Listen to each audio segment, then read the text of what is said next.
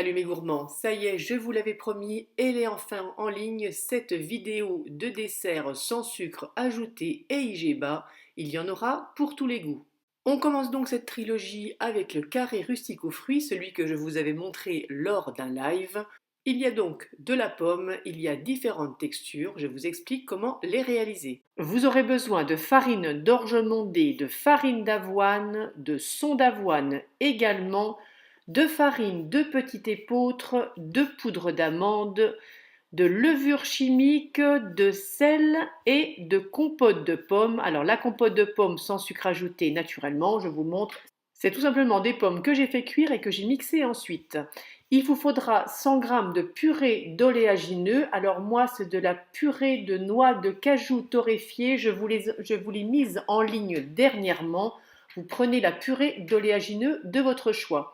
On commence par mélanger à la spatule, on finit à la main sur le plan de travail pour former une jolie boule. Je vous rappelle que comme à chaque fois, vous trouvez la liste des ingrédients sous la vidéo. Pour apporter un peu de rondeur à la pâte, on va incorporer des cranberries séchés et des baies de goji. Vous pouvez mettre des raisins secs, vous faites avec ceux que vous avez. Et hors caméra, j'ai oublié, j'ai coupé 3 dattes en petites brunoises que j'ai également incorporées à la pâte. Pour le montage, un moule de 24 cm par 17. Si vous n'avez pas de moule rectangulaire, c'est pas grave, hein, vous prenez un moule rond, ça fera l'affaire également. On vient mettre à l'intérieur les 2/3 de notre pâte et on va venir la tasser. Alors là, j'ai pris un emporte-pièce que j'avais pour faire ça. Vous pouvez le faire avec le dos d'une cuillère, c'est pareil, ça ira très bien. Le principal, c'est de tasser votre pâte pour former une semelle au gâteau. On laisse de côté. Là, j'ai dégainé mon pelle-pomme magique parce qu'il me fallait 2 pommes épluchées et coupées en lamelles, comme ça c'est plus rapide. Je viens les répartir sur ma pâte. J'ai ajouté également une banane que j'ai coupée en rondelles. Et là, je viens mettre l'autre partie de ma pâte. Alors, j'ai choisi de la répartir comme ça, juste de l'émietter comme un crumble. Et ensuite, direction le four, 35 minutes à 180 degrés. Voilà ce que vous obtenez une fois que vous l'avez démoulé. Les fruits sont hyper confits à cœur, ça sent très bon. Petite précision, si vous aimez la cannelle, vous pouvez naturellement en ajouter. Là, je l'ai coupé encore tiède parce que j'avoue que j'étais impatiente de le goûter. Petite astuce, ce gâteau se congèle très bien. Il suffit de le repasser au four à 180 degrés et il est comme si vous veniez de le réaliser. Seconde recette, une version des gaufres de Liège, édulcorée vous vous en douterez car sans sucre perlé, mais trempée dans le chocolat pour plus de gourmandise. Vous aurez donc besoin de 5 g de levure de boulanger déshydratée ou 10 g de levure fraîche, 75 g de lait tiède, vous remuez le tout, vous le faites directement dans la cuve de votre robot. Vous allez ajouter un œuf, si possible à température ambiante. Et là, j'ai choisi de mettre 125 g de farine de petit épeautre complet ainsi que 125 g de farine T150. Naturellement, les farines, vous adaptez en fonction de ce que vous avez dans votre placard du moment que c'est à IGBA. On complète avec une pincée de sel et là, j'ai mis une demi-cuillère à café de poudre de vanille, 60 g de beurre fondu, il était encore tiède, et on va pétrir le tout. Alors là, je programme mon robot pour 10 minutes de pétrissage.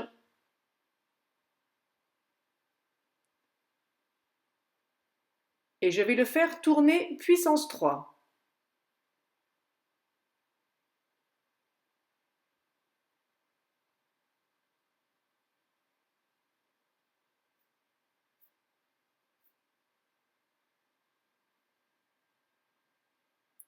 Vous allez voir petit à petit la texture change.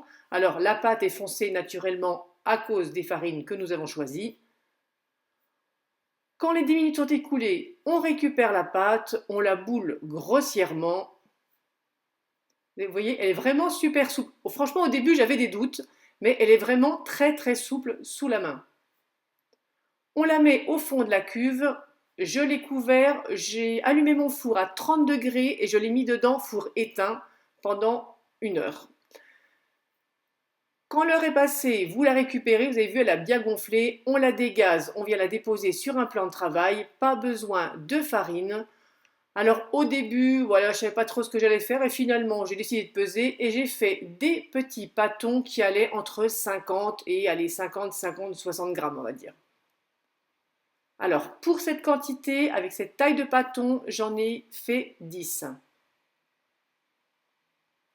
Vous les boulez rapidement dans vos mains et naturellement vous faites chauffer le gaufrier. Vous déposez une boule au centre de chaque empreinte. J'ai bien appuyé, je ne sais pas si vous avez vu, j'ai bien appuyé, j'ai fermé le gaufrier et là je vous l'ai mis en accéléré pour que vous voyez ça, la gaufre chauffant, ça repousse la pâte. Alors là forcément je l'ai mis en accéléré. Faites pas comme moi, c'est chaud, évitez. Ça m'a pris à peu près, allez, on va dire 4 minutes pour cuire chaque gaufre. Voilà ce que vous devez obtenir quand elles sont bien cuites. Vous avez compris, hein, on enchaîne les cuissons.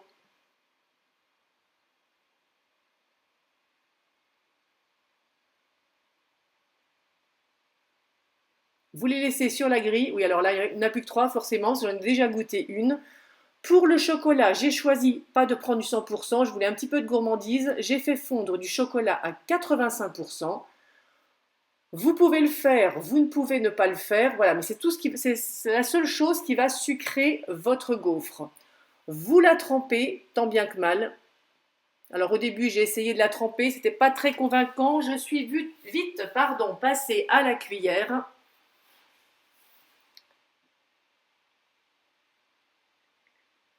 Et au fur et à mesure que je faisais ça, il y avait quelque chose qui me dérangeait dans ces petites gaufres. Vous allez comprendre avec la suivante. Naturellement, vous tapotez vos gaufres pour retirer l'excédent de chocolat dans les alvéoles. Et voilà, ce que j'ai changé, c'est tout simplement, j'ai nappé mon chocolat de sorte à ce qu'il soit en diagonale de mes losanges. Et voilà, cette fois-ci, ça me plaisait plus. Vous les laissez prendre figés à température ambiante et il ne vous reste plus qu'à vous régaler. Alors, mon avis sur ces gaufres, contrairement à celles que je vous ai proposées dans le live que je vous mettrai en lien sous cette vidéo, où là, elles étaient vraiment craquantes, celles-ci, elles sont plus denses. Elles sont très bonnes, franchement, on s'est éclaté avec, mais elles sont beaucoup plus denses, beaucoup moins aériennes que les premières que j'avais fait dans le live. Dites-moi si vous avez l'habitude de faire des gaufres IGBA et quelle farine vous avez l'habitude d'utiliser. Troisième recette, des cookies. Bah oui, que serait une vidéo gourmande sans aucun cookies? Et vous avez vu, j'ai même mis des pépites de chocolat à l'intérieur. Ces cookies seront également saveur banane puisque j'en ai mis en fruits mais également en farine verte. Et oui, on se régale. Vous aurez donc besoin pour cette troisième recette de 100 g de farine de banane verte, 70 g de farine de petit épeautre, un sachet de levure chimique, une pincée de sel et ainsi qu'un œuf. Pour cette recette, vous aurez également besoin de 120 g de bananes que vous allez venir réduire en purée à la fourchette.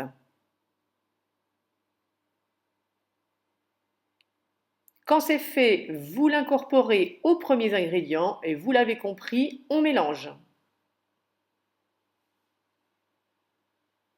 Alors au début, j'avais l'impression que j'avais trop mis de farine, mais pas du tout, je vous le confirme. Petit à petit, les ingrédients vont bien s'agglomérer, aucun souci.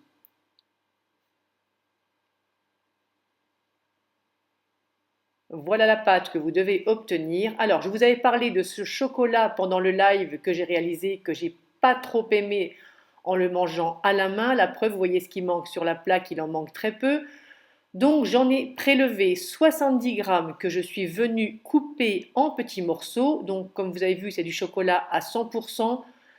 C'est vraiment puissant comme chocolat. Vous pouvez aller jusqu'à du 85% dans vos cookies. Tous vos petits morceaux de chocolat, et ben c'est qu'on continue, on les incorpore à la pâte.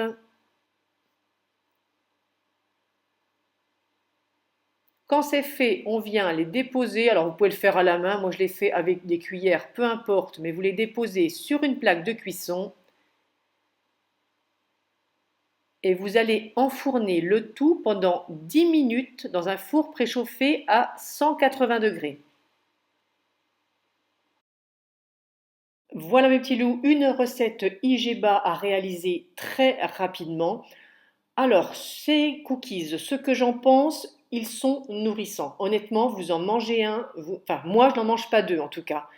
Je les ai fait goûter autour de moi. Il y a vraiment eu deux réactions, ceux qui ont vraiment adoré et ceux qui n'ont pas du tout adhéré à cause du 100%, le chocolat 100% noir.